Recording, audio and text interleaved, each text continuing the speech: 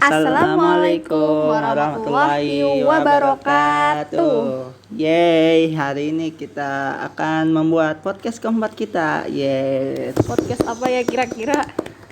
Kita bakal ngebahas nih podcast yang berkaitan dengan kata-kata motivasi. Tapi itu simpel banget sebenarnya kata-katanya kan. Iya, emang kan kita memang dibiasakan belajar berkata dari sejak kecil ya. Ada orang yang sebenarnya ini sesuatu yang simpel banget, tapi ini bisa menghadirkan energi yang positif. Iya, memang semua itu berawal dari kata-kata. Ada pepatah mengatakan satu peluru hanya bisa menembus satu kepala, tapi satu kalimat atau kata-kata motivasi itu bisa menembus jutaan kepala. Tangan dulu. Oh. Itu pepatah yang paling saya hafal ya. Nah, judulnya jadi kita podcast kali ini yaitu 3 kata ajaib yang menghadirkan energi positif. Kita akan bongkar apa maksudnya. Emang ada ya kata-kata 3 kata positif? Oh, ada ternyata. Ada. Apaan aja nih? Nah, kita akan bahas satu persatu ya. Kata-kata yang, jadi kalau kalimat kan susunan kata-kata ya. Jadi kita kayak ada satu kata nih. Kata yang pertama, apa sih kata yang pertama? Yaitu meminta maaf. Atau kata maaf. Maaf ya. Atau maafin aku ya. Gimana ya kalau ada orang misalkan dia berbuat salah, kayaknya tuh sebesar apapun masalah yang mereka lakukan, baik itu yang tidak berimbas ke diri kita atau yang berimbas besar ke diri kita, biasanya kalau ada orang yang minta maaf duluan tuh kayak kita oh iya, dia udah minta maaf, dia udah mengakui kesalahannya gitu loh. Jadi kayaknya tuh kita lebih mudah memaafkan kalau kita sudah meminta maaf atau kita mendengarkan kata-kata maaf. Nah, ini kata-kata ini yang sangat ajaib yang bisa merubah persepsi orang. Ada tahu motivator kondang asal Jogja, dia bilang, bila ingin memperbaiki kehidupan, ya mulailah dengan memperbaiki cara berpikir dan berkalimat yang positif, katanya begitu. Nah, ini kata maaf itu bukan kata negatif berarti ya. Jadi kata maaf tuh benar-benar kata-kata positif yang bisa mengubah mindset atau pola pikir seseorang. Baik yang mengucapkan kata maaf tersebut maupun yang mendengarkan kata maaf tersebut. Biasanya tuh orang kalau misalkan kayak kita kan nggak tahu ya, kayak misalkan disuruh beli apa, terus yang nggak tahu itu benar apa salah, kita tuh langsung ya udahlah. Ada tuh kayak temannya kan kayak udah salah lagi nggak minta maaf, kayak gimana ya, padahal tuh murah banget gitu, nggak diukur pakai uang. Kata maaf itu hanya diucapkan dari mulut kita sendiri, maaf ya teman, maaf ya sayang, atau apa gitu, padahal semudah itu gitu loh Je. Ya memang walaupun kata itu cuman ya kalau cuman disusun ya paling beberapa dalam kalimat maaf tuh bisa kita susun aku minta maaf ya, itu cuman aku minta maaf ya, aku minta maaf, cuman 4 huruf. Tapi tuh orang kadang ada yang segan Je, padahal itu kata-kata ajaib banget gitu loh. Jadi buat kalian yang masih apa bahasanya, nggak enak mau minta maaf, padahal itu jadi kalau masih yang kalau kita masih berpikir kata maaf itu kalimat negatif, itu salah. Jadi kata maaf itu sebenarnya kalimat positif yang bisa mengubah pandangan orang lain kepada kita atau pandangan kita kepada orang lain gitu. Nah, pepatah kan bilang ya, kalau nobody perfect. Setiap orang tuh ya nggak sempurna gitu kan. Setiap orang pasti pernah melakukan kesalahan. Yang bedain itu dari orang-orang yang melakukan kesalahan tersebut, yaitu tindakan mereka yang setelah mereka lakukan tuh apa? Apakah dia menyesali perbuatannya atau bagaimana? Ya kan cenderung kalau orang biasanya kalau minta maaf, walaupun jangan sampai misalkan lah di masa yang akan datang dia berbuat kesalahan, tapi kan dengan mengucap kata maaf kan kita bisa introspeksi, baik yang kita yang mengucapkan atau kita yang mendengarkan. Oh iya, dia udah minta maaf, saya yang tahu nih dia salah di mana, saya harus menunjukkan kesalahan mereka di mana supaya mereka nggak salah lagi. Bagi yang mendengarkan, bagi yang mengucapkan, jadi ada rasa penyesalan gitu loh kalau kita mengucapkan maaf, jadi kita nggak bakal mengulang kesalahan kita lagi. Tapi sebenarnya kata itu meminta maaf ya itu sangat tersirat, ada kandungannya di dalamnya Je. Jadi ada penelitian di university di Amerika, kalau misalkan diketahui nih bahwa meminta maaf itu tidak cukup dengan bertutur kata saja, melainkan mengakui kesalahan dan menawarkan untuk memperbaiki kesalahan tersebut. Nah, jadi kita setelah kita minta maaf, kita cari solusi nih. oh iya biar permintaan maaf kita diterima, kita harus apa ya, kita harus melakukan apa ya. Jadi setiap masalah pasti ada solusinya. Tapi tuh orang kenapa segan meminta maaf?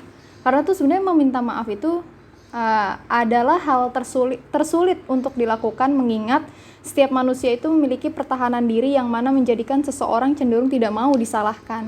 Makanya kata maaf itu mahal banget. Orang-orang tuh kadang gengsi gitu. Padahal dia tahu dia salah gitu aja. Ya sebenarnya untuk membuang rasa ya biasanya orang kalau nggak orang tuh malas minta maaf karena takut merasa dirinya bersalah atau merasa dirinya yang paling salah. Padahal dengan kita tahu kalau diri kita salah atau kita tuh terlibat dalam kesalahan tersebut, kita harusnya berani meminta maaf supaya hubungan kita dengan orang tersebut tetap baik terjalan. Itu psikologi meminta maaf itu orang merasa sangat dihargai sekali. Mungkin kita tidak bisa memberikan atau gantinya. Tidak bisa gantinya, tidak bisa misalkan ya tidak bisa kehilangan barang, mentraktir atau sekedar hal materi gitu kan. Tapi dengan meminta maaf tuh kayaknya suatu yang sangat spesial gitu kan. Meminta maaf ya, tapi meminta maafnya jangan asal sebuah bercandaan. Pasti kan orang mau gitu meminta maaf, dilihat nih orangnya meminta maaf apa dengan cara yang bagaimana. Ya intinya harus kita tulus ngeliat keseriusan dia meminta maafnya, sama ketulusan dia meminta maaf. Bisa lah kita menilai mana yang minta maaf cuman karena nggak enak, atau misalkan ntar juga besok. Kamu kan pernah bilang gini ya, aku belum gajian gitu. Terus kan biasanya kita ya kalau misalkan lagi ada uang berdua terus beli apa gitu ya, terus waktu itu kamu bilang kamu lagi nggak ada uang, terus maafin aku ya Nay, kayak kamu tuh meminta maaf dengan tulus. Kalau aku pikir sih materi dan apa yang kamu nggak punya ya sudahlah gitu, kamu minta maaf dengan tulus, aku merasa dihargai gitu. Iya gak sih? Iya, jadi memang kata maaf ini memang sebuah kata ajaib. Jangan disepelekan ya. Jangan lupa untuk mengucapkan kata maaf. Oke, selanjutnya itu adalah kata ajaib kedua, yaitu meminta tolong. Di rumah Nia tahu Bu Lenia ya sering banget kayak psikologi bahasa untuk berterima kasih, meminta tolong, terus kayak meminta maaf itu sangat dibudayakan gitu kan. Ya tolong dong, walaupun hal sepele gitu. Ya kayak misalkan kita dengar, ambilin air dong, nyalain kipas angin dong, atau misalkan kata-kata masakin ini dong. Kayaknya tuh kalau nggak ada kata tolongnya tuh gimana ya, kita yang denger dimintain tolong aja kayaknya rasa malas tuh timbul, atau malah yang muncul malah rasa kesal karena tidak ada kata-kata tolong di dalam kalimat permintaan tersebut. Walaupun permintaan kayak sepele, misalkan tolong, misalkan nggak pakai kata tolong ya, casin HP aku dong, HP-nya dikasih sama casannya. Kayaknya dia tuh di dalam pikiran gitu, ini bocah malas banget nih. Coba ya? Kalau misalkan disipin kata tolong misalkan ya, tolong dong casin HP aku nih casannya. Jadi pasti yang di dalam pikiran orang yang dengar, oh iya nih dia lagi butuh pertolongan, oh iya mungkin dia lagi kesusahan kayak nge-cas HP aja nggak bisa, aku tolongin lah. Jadi kata-kata tolong tuh benar-benar sangat kata-kata yang sakti yang bisa merubah mindset orang. Walaupun cuma disisipin perbedaan antara kata minta bantuan yang disisipin kata tolong sama minta bantuan yang nggak disisipin kata tolong, itu bisa mengubah mindset seseorang sama pola pikir. Ini maksudnya apa sih dia? Itu jadi orang yang ngedengar minta bantuan itu tuh malah jadi bermaksud lain, malah jadi ini orang nyuruh-nyuruh. Jadi kesannya tuh kita nyuruh. Kalau kita minta tolong kan kayak kita membutuhkan dia gitu, kita menghargai dia kalau dia mau nolong kita. Tolong gitu. Seperti apa aja, kayak ada tuh orang minta tolong tapi dengan cara yang sangat kasar atau cara yang maksa atau gimana. Tapi kata tolong itu kalau misalkan disisipkan dengan secara tulus, dengan meminta sekali kita meminta tolong, itu tuh bakal nyampe gitu hawa positifnya ke orang itu gitu. Ya memang kata tolong ini memang harus diintonasikan dengan nada yang bagus. Tapi sebenarnya walaupun emang kan ada tuh kan beberapa orang yang emang gaya nada bicaranya kayak ngegas gitu, kayak misalnya orang apa gitu. Ya Eh agak tolong kurangin apa kayak gitu. enggak, ada emang orang daerah mana gitu yang emang nadanya kayak dia kayak orang marah-marah padahal dia minta tolong. Jadi yang penting tuh kata-katanya. Ya sama aja kalau misalkan orang nadanya lembut tapi nggak ada kata tolong. Cesin HP aku dong. Iya, walaupun nadanya kayak lembut gitu, kalau nggak ada kata tolong itu kayak kurang aja gitu, kayak kurang Harus menghargai. sinkron ya. Iya, jadi disesuaikan. Paling Jadi bagus kata intonasi sama iya, kata tolongnya tuh ada. intonasi yang tulus, emang kita mengharapkan pertolongan dia, sama disisipi kata tolong tersebut. Karena tolong membuat kita lebih sadar akan kelemahan dan keterbatasan yang kita miliki, Z. Dengan mengucap kata tolong itu, kita lebih mampu untuk menerima diri sendiri secara apa adanya gitu loh. Dan melihat apa yang bisa dan tidak bisa kita lakukan. Emang manusia kan makhluk sosial ya. Jadi makhluk yang memang membutuhkan kepada sesama manusia yang lain. Jadi kata tolong tuh ibarat kata tuh jembatan antara menghubungkan satu manusia dengan manusia yang lain. Jembatannya dengan kata tolong tersebut. Kata tolong memberikan energi yang sangat-sangat positif. Sudah jelas, karena bagi lawan bicara kita. Dengannya, mereka akan termotivasi untuk melakukan hal yang kita butuhkan Ya. dengan lebih baik. Ya, Begitu. iya, jadi kenapa Begitu tuh. kenapa mereka termotivasi? Karena mereka merasa dihargai kalau kita mengucapkan kata tolong. Kalau kita nggak mengucapkan kata tolong, mereka seakan-akan tuh mereka disuruh. Kalau kita minta tolong, seakan mereka tuh dihargai, mereka lebih bisa melakukan sesuatu yang nggak kita bisa. Gitu. Apakah kamu merasa lebih baik jika seseorang membebani tugas kepada kamu, namun dengan menyertakan kata tolong bahwa dia sangat mempercayakan hal tersebut kepada kamu? Ya kan kita enak jadinya. Iyalah. Yang mendengarkan enak, yang meminta juga jadi lebih apa ya? Jadi lebih lembut lah bahasanya. Padahal hanya sebuah kata-kata kan ya. Ya, padahal cuma satu kata dong. Disisipi kata tolong. Kata sakti yang bisa Sakti merubah. banget ya. Kata-kata Itu juga ajaib. mencerminkan kepribadian Iya. kita, Jess.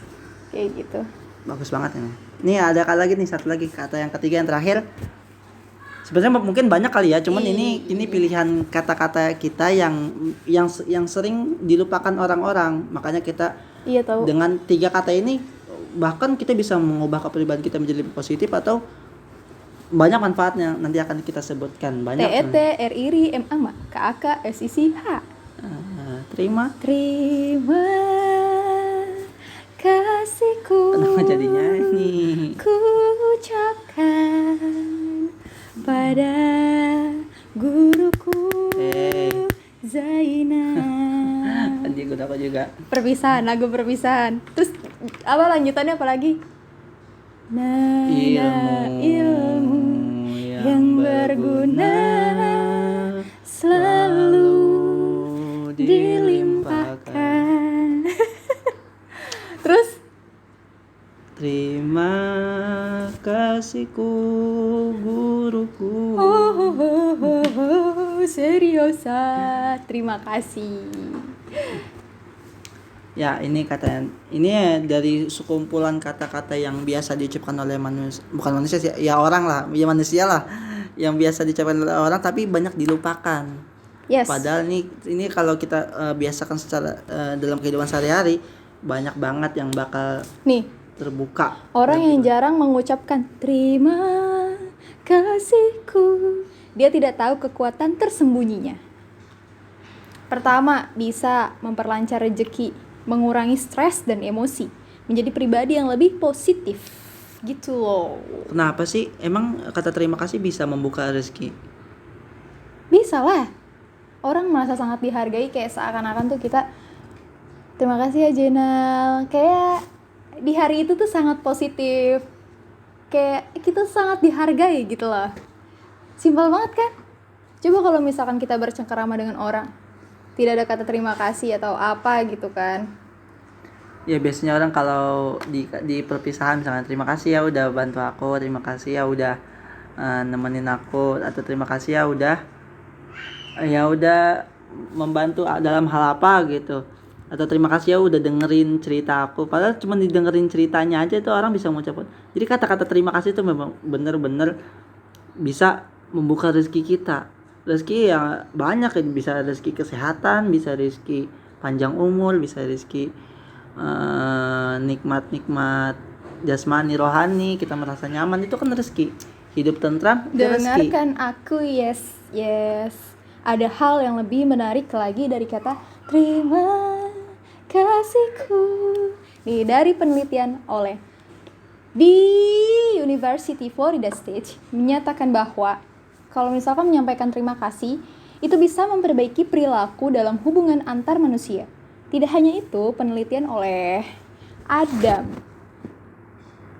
tentang Personality and Social Psychology menyebutkan bahwa mengucapkan terima kasih dapat meningkatkan 66% loh, Jay, kemungkinan untuk seseorang kembali membantu kita. Itu salah satu hal yang bisa membuka rezeki kan. Pertolongan orang tuh rezeki ya.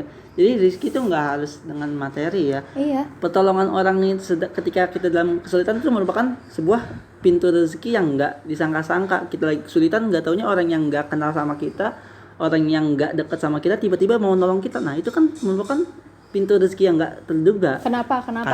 Karena kita waktu diminta bantuan oleh dia, kita mengucapkan terima kasih. Kata-kata itulah yang maksudnya itu kata terima kasih memberikan kesan yang baik bagi orang lain karena merasa dihargai. Mereka akan melakukan lebih baik lagi di lain waktu, dan hal tersebut nantinya juga dapat membawa dampak positif bagi kita. Begitu sebaliknya. Yes. Lah, itu maksudnya tuh membuka pintu rezeki itu. Jadi pengulangan jadi apa ya, kebiasaan tuh kan kayak kejadian yang jadi ibarat kata kebiasaan itu kan hal yang terjadi setelah berulang-ulang kali ya. Berarti itu kan kayak pola pikir sama pola hidup. Kalau kita pola hidupnya positif, sering mengucapkan kata-kata positif, otomatis hal-hal yang baik akan terulang kembali. Ketika kita mendapatkan ketika kita mendapatkan kesulitan, pertolongan itu nanti akan datang karena kita setiap mendapat pertolongan kita mengucapkan terima kasih. Ku ucapkan. Otomatis ketika kita terhindar dari terhindar dari kesulitan, kita jauh dari kesulitan, setiap kali kesulitan datang kita dapat pertolongan, maka kita akan mengurangi stres dan emosi emosi kan berkurang. Stres itu kan emosi negatif. Memang emosi kan banyak, kayak ada emosi positif, ada emosi negatif. Tapi rata-rata orang Indonesia pahamnya kalau emosi itu lebih banyak hal-hal yang berbau negatif. Maka kata terima kasih ini bisa mengurangi stres dan emosi. Aku mau simpulin nih. Apa? Otomatis. Penasaran ya? Otomatis ketika stres berkurang, emosi berkurang, setiap masalah selalu ada pertolongan, kita akan menjadi pribadi yang lebih positif. Nah itu dia. Jadi kesimpulannya adalah apa ya?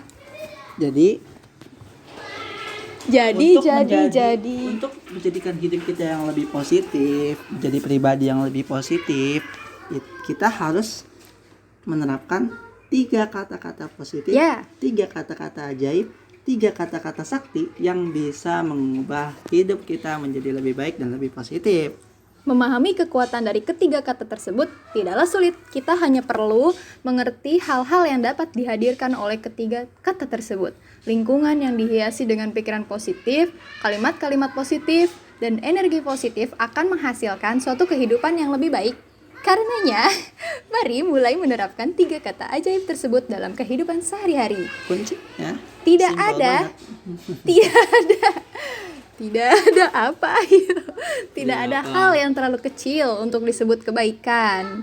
Sayang, karena setiap kebaikan memiliki kekuatan untuk merubah hal yang buruk menjadi bernilai. Kenapa kita mau bahas ini? Dia tuh lihat di YouTube inspirasi dari Bapak Chandra tuh yang di YouTube Sukses Before 30. Nah, emang ya kan bagus banget tau. Dan juga memang situasi kehidupan kita yang sedang mengalami PSBB bagi wilayah yang masuk zona merah sampai zona kuning, itu kata-kata ini tuh bener-bener sangat sakti, sangat-sangat dibutuhkan, harus kita biasakan dalam kehidupan sehari-hari karena kita pasti sangat butuh pertolongan, kita pasti punya kesalahan, dan kita harus mengapresiasi setiap kebaikan dari orang lain. Oke, sampai di sini dulu podcast kita. Saya Jenal Arifin. Saya Nia Listinia Apriliani. Goodbye.